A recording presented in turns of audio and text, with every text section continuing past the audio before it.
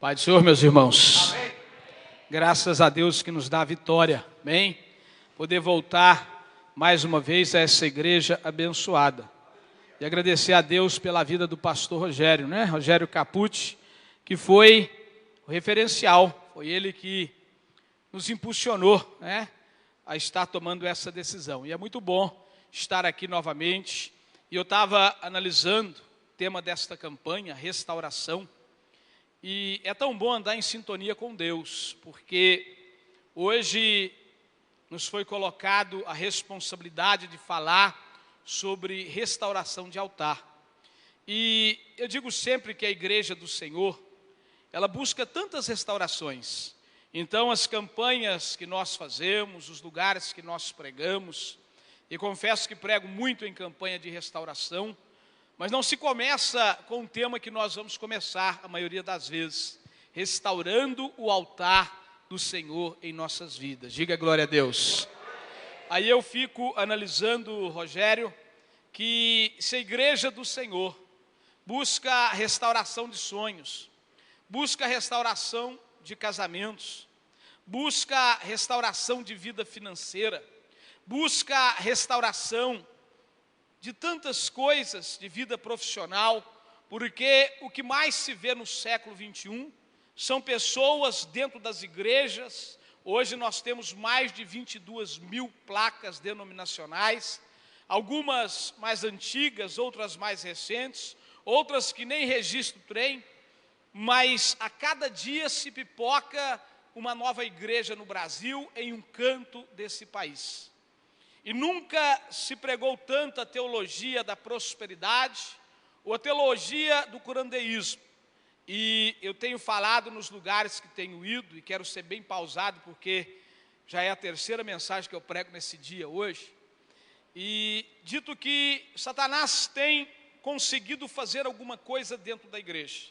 Eu sei que não é este o problema da igreja metodista de Cuiabá, porque conheço o Rogério Capucci há alguns anos, e sei que ele é defensor da palavra de Deus, sei que ele prega a palavra de Deus, baseado, tem conhecimento, mas nós temos visto muitos meninos na fé, muitas pessoas que desvirtuaram a Bíblia Sagrada.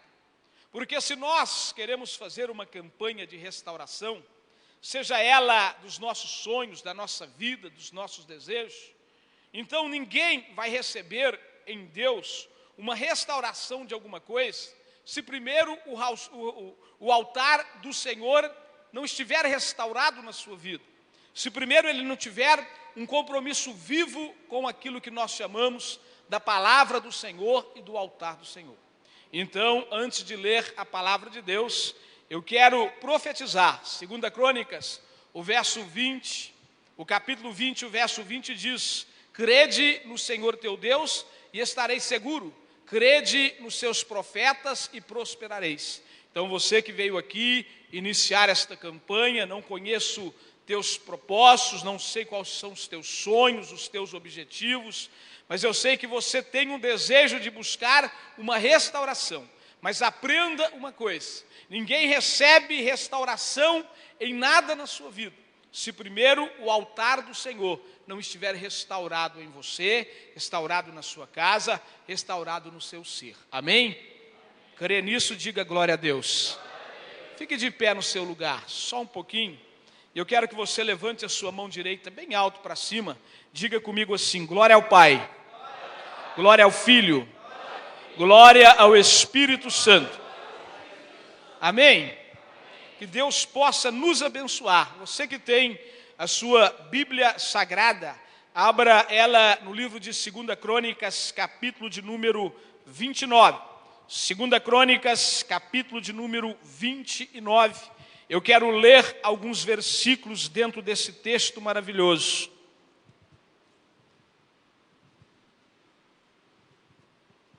Segunda Crônicas dos Reis de Israel, capítulo 29, tem algo especial para cada um de nós, e eu creio que Deus está neste lugar.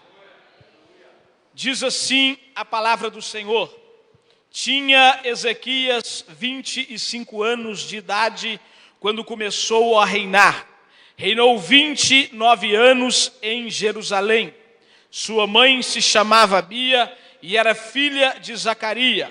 Fez ele o que era reto perante o Senhor, segundo tudo quanto fizera Davi, seu pai. Diga glória a Deus. No primeiro ano do seu reinado, no primeiro mês, abriu as portas da casa do Senhor e as reparou. Trouxe o sacerdote, os levitas, ajuntaram na praça oriental e lhes disse: ouve-me, ó levitas, santificai-vos agora, santificai a casa do Senhor, Deus de vossos pais, tirai do santuário a imundície, porque nossos pais prevaricaram e fizeram que era mal perante o Senhor nosso Deus, e o deixaram, desviaram o seu rosto do tabernáculo do Senhor e lhe voltaram as costas. Também fecharam as portas do pórtico, apagaram as lâmpadas, não queimaram incenso, nem ofereceram holocaustos nos santuários ao Deus de Israel. Pelo que veio grande ira do Senhor sobre Judá e Jerusalém, e os entregou ao terror, aos espantos e aos assobios, como vós o estáis vendo com os próprios olhos. Porque eis que os nossos pais caíram à espada, e por isso nossos filhos, nossas filhas e nossas mulheres estiveram em cativeiro. Agora estou resolvido a fazer aliança com o Senhor, Deus de Israel, para que se desvie de nós o ardor da sua ira. Filhos meus, não sejais negligentes, pois o Senhor vos escolheu para estardes diante dele, para os servirdes, para serdes seus ministros e queimardes incenso. Diga amém. Põe a mão no seu coração. Feche os teus olhos. Leve o seu pensamento no altar do Senhor e no autor e consumador da nossa fé, que é Cristo Jesus.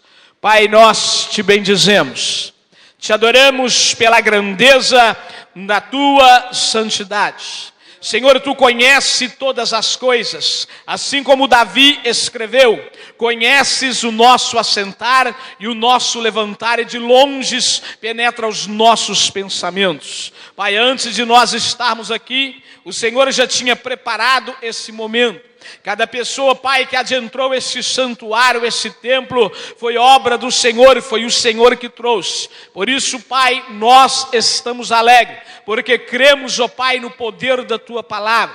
Concordamos com a oração do Teu anjo desta igreja, Pai, e queremos que a Tua palavra produza em nós exatamente o que ela mesmo diz. Senhor, que nesta campanha que está se iniciando, hoje, Pai, falando do Teu altar, possamos sair daqui com uma certeza, uma convicção em nossos corações. Tu és um Deus zeloso que cuida de nós e tem prazer em nos abençoar. Fala conosco, Pai, porque uma coisa eu nunca vou cansar de dizer e repetir: graças ao teu amor, a tua bondade e a tua misericórdia, o Senhor ainda fala com o seu povo. E dizer a ti, Pai, sonda os nossos ouvidos, prepara os nossos corações, porque eu sei, Pai, tenho certeza que hoje é o início de uma campanha, mas que será, Senhor, durante essas quintas-feiras que aqui estarão homens de Deus pregando a tua palavra. Senhor, eu tenho certeza que vidas serão edificadas. O ministério, Pai, metodista será edificado,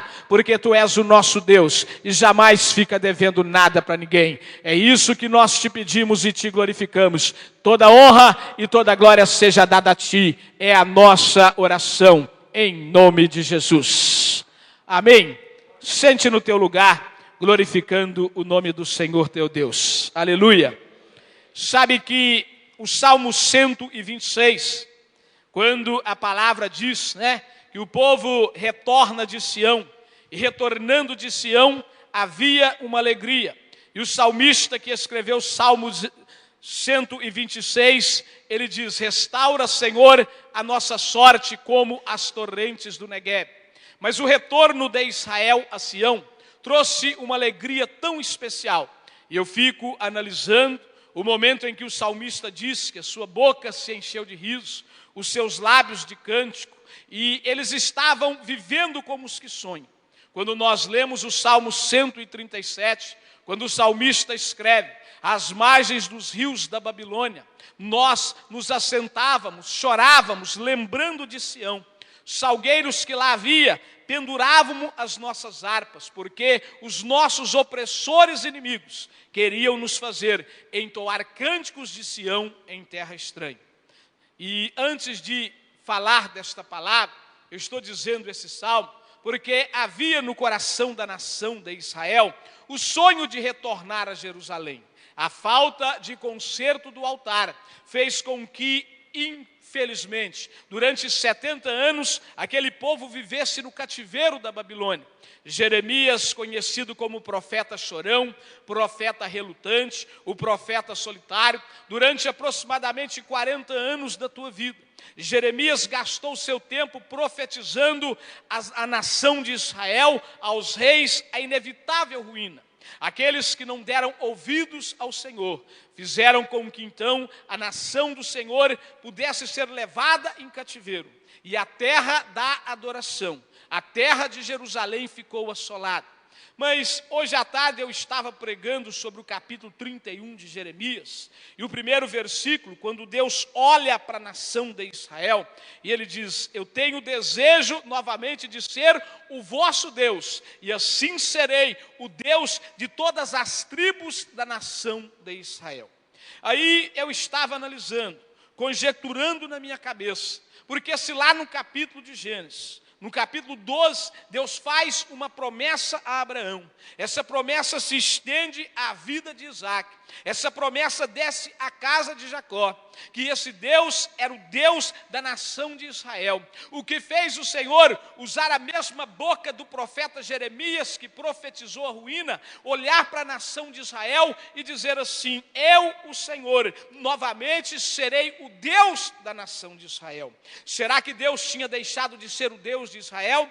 Será que Deus tinha deixado de ser o Deus que fez uma promessa: a menina dos teus olhos, a Jerusalém, a Israel? Não. A gente começa a analisar. Foi a nação de Israel que fez opções erradas. Foi os reis que entraram na apostasia que fizeram com que o braço do Senhor deixasse de ser favorável à nação de Israel.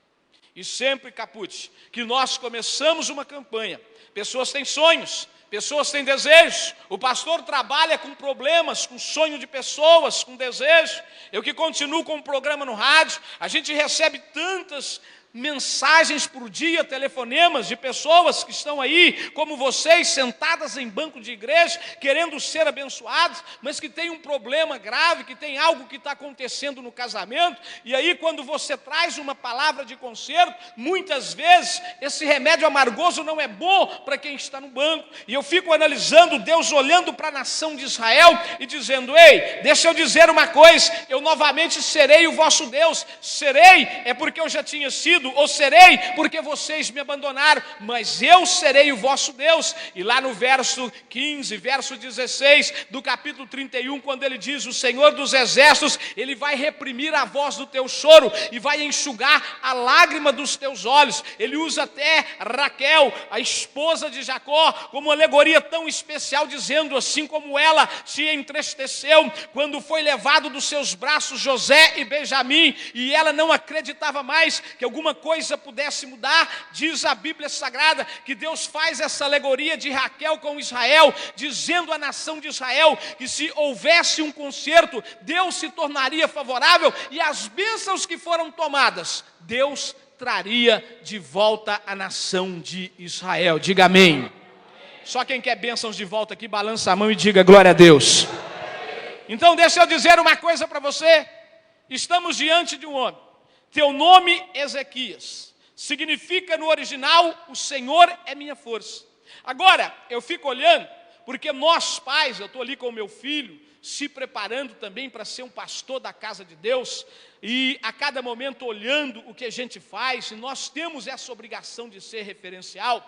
Ezequias, ele tinha um pai, o nome dele era Acás, e diz a Bíblia Sagrada que Acás fez mal aos olhos do Senhor, praticou aquilo que Deus não queria que ele praticasse. E se você analisar a vida de Acás, e depois do filho que nasceu também num projeto de Ezequias por nome de Manassés, que foi o que mais reinou durante 55 anos, reinou Manassés, o filho de Ezequias, que também não seguiu o conselho do seu pai. Eu fico pensando, porque quando Acás começa a reinar, Ezequias tinha por volta de 9 anos de idade, e ele reinou um período grande, e Ezequias olhava para o seu pai derrubou o altar do Senhor, o seu pai fez com que o pecado pudesse entrar dentro da igreja, e não satisfeito, diz a Bíblia Sagrada, que Acás, ele comete 3 coisas que prejudicaram a nação de Israel. E eu vou lhes dizer, primeiro, ele tira o altar da adoração, e no lugar do altar coloca a imundície. Segundo, não estava satisfeito, ele fecha a igreja do Senhor. Terceiro, a colheita que tinha de oferta para os levitas ele tirou. E aí a celebração da maior festa dos judeus, que era a celebração da Páscoa, diz a Bíblia Sagrada também, que Acás, ele para de festejar a Páscoa. A Páscoa por um grande período deixou de ser festejada. A festa tão importante como a festa de Purim, a festa dos tabernáculos, a festa da Páscoa, deixou de acontecer porque um rei prevaricou, porque um rei fez o que era mal aos olhos do Senhor. Aí eu fico analisando, alguém chega, olha os erros do teu pai, olha o reinado do seu pai, e aí, talvez com um sonho, porque assim era a forma, ele sabia que cedo ou mais tarde, ele assumiria a nação de Israel. Passaram-se aproximadamente os 14 anos desde que o seu pai reinou, e a Bíblia Sagrada diz então que a morte de Acás fez com que Ezequias assumisse o trono de Israel. E eu fico pensando, a sabedoria, porque se Ezequias fez tudo o que ele fez aos olhos do Senhor com retidão, sendo reto na presença do Senhor, com certeza, desde a sua infância, ele escutava as histórias de Davi, porque aqui também Davi era o seu pai genealógico. Davi era pai de Ezequias dentro dessa genealogia, e eles olhavam Davi assim. E é sobre isso que eu quero dizer para você. Mas antes eu quero profetizar. Levanta a tua mão direita bem alto para cima. Que nesta noite que Deus te trouxe aqui, você aprenda uma coisa. Se você quiser que esta campanha surta efeito na sua vida, surta efeito na sua casa, você vai entender o que Deus vai te revelar, porque é necessário fazer algumas reformas para que o braço de Deus se torne favorável a nós. E se você crê nisso, diga amém. Então deixa eu dizer uma coisa.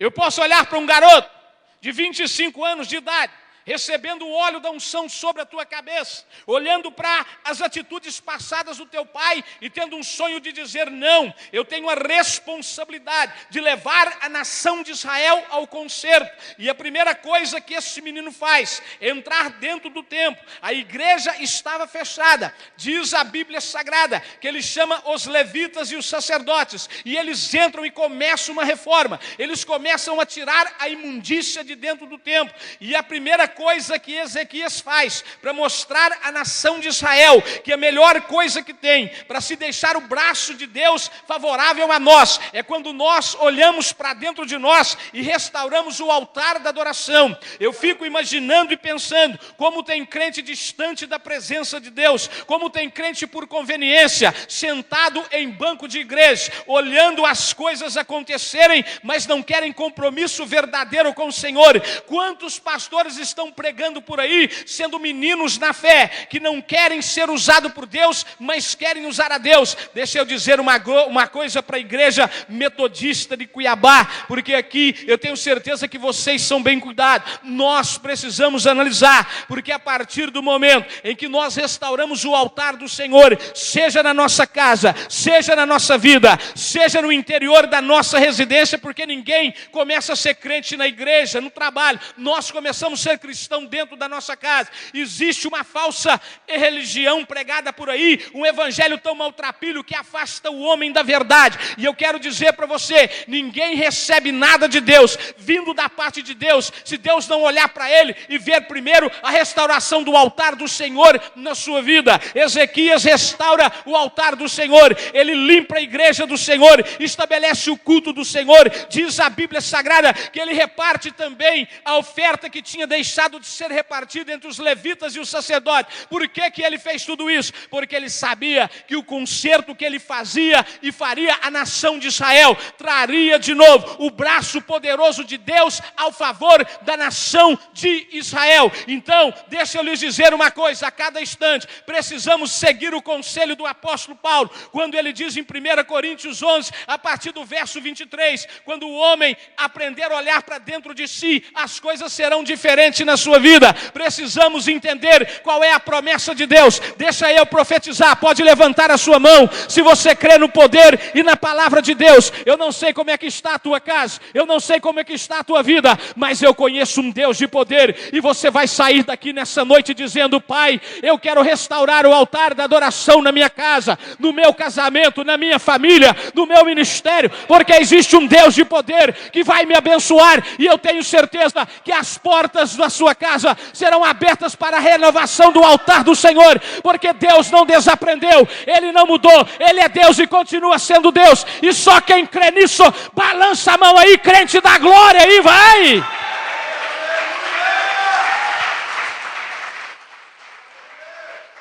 Ezequias faz isso, e eu fico pensando, e fico conjecturando, garoto de 25 anos de idade, com a tamanha responsabilidade de olhar para um povo que não adorava, de olhar para um povo que a porta da igreja tinha sido fechada, de olhar para um povo que não celebrava a maior festa dos judeus, que é a celebração da Páscoa, que vai acontecer, embora seja uma data fictícia no Brasil, mas o próximo domingo é domingo de Páscoa, e ele restabelece a festa da passagem, ele faz o que era reto. Diz a Bíblia Sagrada que ele foi fiel ao Senhor. Ei, deixa eu dizer uma coisa para você, eu tenho servido a Deus os últimos anos da minha vida, nasci nesse negócio, fui criado dentro da igreja, há 17 anos eu tenho pregado a palavra de Deus, igual hoje, às vezes 3 vezes por dia, e eu sei que Deus não resiste à oração de alguém que anda em concerto com Ele, e a melhor coisa que tem é poder enxergar e dizer: Senhor, eu preciso de restaurar o altar da minha vida. O povo restaurou o altar, Deus abriu as portas da Babilônia, porque no final do cativeiro, alguém orava e dizia: Senhor, lembra-se de nós, porque nós estamos arrependidos. Eles voltaram para Jerusalém, e quando o salmista no Salmo 126 diz: restaura, Senhor, a nossa sorte como as torrentes do Negueb.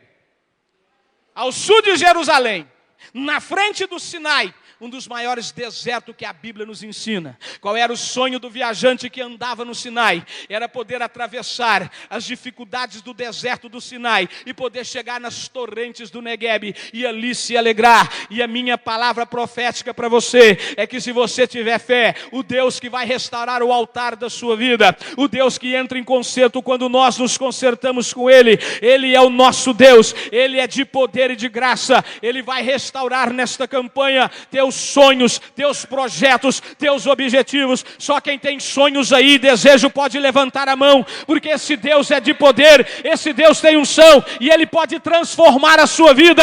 Esse Deus pode fazer com que essa campanha seja a maior campanha que você possa ter feito na presença dEle, e Ele pode realizar os teus sonhos. Agora tome posse de uma coisa: a primeira restauração na vida de uma pessoa é a restauração do altar do Senhor. E você pode enxergar na Bíblia alguns homens que deixaram o altar ser destruído. Esses dias Deus colocou uma palavra sobre Sansão ao meu coração, o filho do sacerdote Manoá, aquele homem que foi preparado, nazireu, separado de Deus. Deus faz uma promessa no seu nascimento, dizia: a partir desse menino, eu, o Senhor, livrarei, começarei a livrar Israel da mão dos filisteus. Você acha que não tem tanto crente Sansão sentado em igreja, Rogério? Tanto crente que, por causa de um problema, que por causa de uma fraqueza, abandona o altar do Senhor, abandona as coisas do Senhor.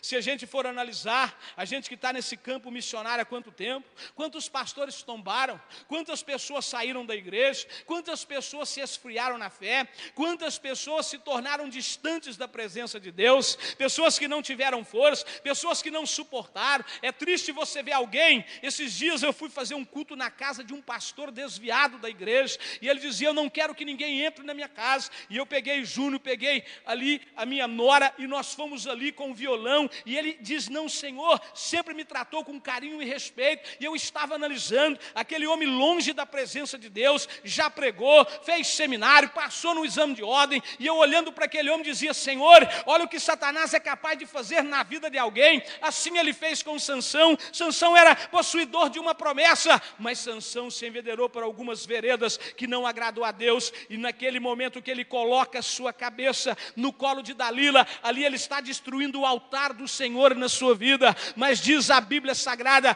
que após ser descobrido o seu segredo, furaram-se os teus olhos e colocaram Sansão ali naquele porão daquele palácio. O tempo vai passando, talvez Sansão imaginasse e dizia: para aí, o que eu fiz da minha vida, o que eu fiz do meu ministério, o que eu fiz daquilo que Deus me deu. Tem muito crente que parece que não valoriza a presença do Senhor, não valoriza a mão do Senhor. Deixa eu dizer uma coisa para você, que foi trazido por Deus nessa noite para iniciar esta campanha: valorize a presença de Deus, porque a presença de Deus é para aqueles que valorizam. Sansão estava angustiado, estava arrependido, e diz a Bíblia Sagrada que num tempo em que eles foram dar uma festa no palácio dos filisteus, estavam todos reunidos. Sansão dobra o seu joelho. Sansão estava cego, era uma festa para mostrar que ele era palhaço, mas ele faz uma oração, e na oração ele diz: Senhor, tem misericórdia de mim, perdoa os meus pecados e restaura o altar do Senhor na minha vida.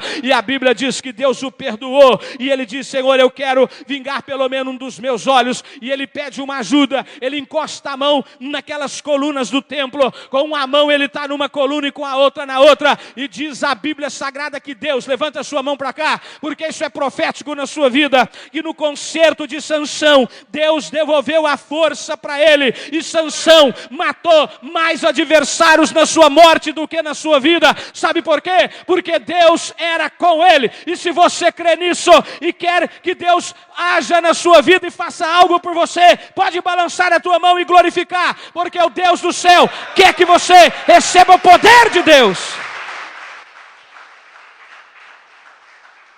Diga amém. Agora é interessante, porque sempre, deixa eu dizer uma coisa para você, sempre que você quer um compromisso de restaurar o altar do Senhor na tua vida, sempre que você olha e diz: Senhor, trabalha na minha vida, trabalha na minha casa, trabalha no meu casamento, porque o capítulo 32 de 2 Crônicas, esse mesmo Ezequias, a Bíblia diz: depois desta fidelidade, veio Senaqueribe, rei da Síria, e acampou teu exército contra Judá. Aí você pergunta: mas Senaqueribe tão forte, o poder bélico da Síria não tinha quem os vencesse, porque a igreja do Senhor é acostumada a estudar o cativeiro da Babilônia. O cativeiro sírio é pouco estudado, a cidade de Nínive é pouco explorada na palavra de Deus, mas a barbaridade dos cativeiros sírios eram homens maus que atravessavam lanças sobre corações e tiravam e erguiam para cima. Era um povo que não tinha dó de ninguém, e havia uma arrogância em Senaqueribe dizendo: não há Deus no céu, não há Deus na terra, não há povo na terra que possa ser mais poderoso do que nós. E diz a Bíblia Sagrada que depois do concerto do altar, Senaqueribe atentou e intentou contra Judá. Por que eu digo isso? Porque é muito complicado você viver essa essência sem ser atacado pelo adversário. Agora, uma coisa você pode ter certeza: se você tiver a sua vida na presença de Deus, se você tiver o seu altar restaurado na presença de Deus. Pode levantar a mão aí que eu não vou perder tempo não. Não sei quando que eu vou voltar aqui, não sei quando que ele vai me chamar de volta. Então deixa eu aproveitar para profetizar, porque se você fizer isso, você terá crédito com o Senhor. Teus sonhos se tornarão realidade. Deus vai abrir porta onde não tem porta, vai desamarrar o que está amarrado. Deus vai fazer milagres extraordinários. Eu quero profetizar que esta campanha será uma campanha de transformação, que mais vidas entrarão por esta porta e receberão o milagre do Senhor. O Deus que restaurou a sorte de Sião vai restaurar a tua sorte, a sorte do teu casamento, do teu ministério, da tua família, porque você vai entender a fidelidade. Há um tempo de buscar ao Senhor, porque quem restaura o altar do Senhor tem crédito com Ele. E a minha palavra profética é que você tenha crédito com Deus, e nesta noite você entenda que existe um Deus que te abençoa e que te transforma, e só quem crê nele pode balançar a mão e aplaudir a Ele nesta noite. Põe a mão no seu coração, põe a mão no seu coração e diga assim: eu recebo esta palavra para o meu coração. Tem alguém perto de você? Diga para ele: Deus vai fazer muito nesta campanha. Mais forte, mais animado: Deus vai fazer muito nessa campanha. Amém? Crê nisso? Quem está precisando de um milagre grande aqui, levanta a mão. Faz assim: eu. Então põe uma coisa na sua cabeça. Hoje é o início de uma campanha. Deus quer transformar lares. Deus tem prazer em nos visitar. Eu fico pensando, o desejo que Deus tem, que haja conserto, rapaz, que haja pessoas que possam buscar diferenciado, que haja pessoas que tenham compromisso vivo com o Senhor. Estamos vivendo uma igreja de meninos. Esses dias eu fui pregar numa vigília, eu fiquei escandalizado. Aí eu fico olhando, jovem de 19 anos de idade, que nunca estudou a Bíblia, com 6 meses de conversão, pegando o microfone e dizendo que é pastor. Parece que ele entrou na cozinha da casa dele, pegou 1 litro de óleo e se ungiu. Então, estão formando pastor por aí, como se fabrica pão em padaria, está virando brincadeira. E aonde está a seriedade do Evangelho? Porque qual é o golpe de Satanás? É arrancar de dentro da igreja palavra, ensino. Então valorize esse altar, porque aqui se ensina a palavra de Deus. E crente que come a palavra é um crente bem nutrido pelo Senhor. E eu quero dizer uma coisa: Ezequias marca a tua história. Ezequias marca. Ezequias purifica o templo. Ezequias restabelece o culto. Ezequias limpa a igreja. Ezequias faz a festa da Páscoa, porque ele tinha um compromisso verdadeiro com o Senhor. E as portas se abrem àquele que se conserta com o Senhor. Então deixa eu encerrar esta palavra dizendo a você, pode levantar as suas 2 mãos para cima aí, porque eu gosto de profetizar. Há um tempo de vitória na sua vida. Há um tempo que Deus olha para você e diz: ei, eu quero ser adorado por você, porque existe um Deus de poder que nos abençoa. Eu quero que você restaure o altar meu de adoração com você, porque eu restaurarei os teus sonhos. Eu trarei de longe aquilo que você precisa. As bênçãos que foram levadas voltarão. Eu abrirei portas e mais portas para você. E só quem crê nisso pode balançar a mão e dar glória aí, vai!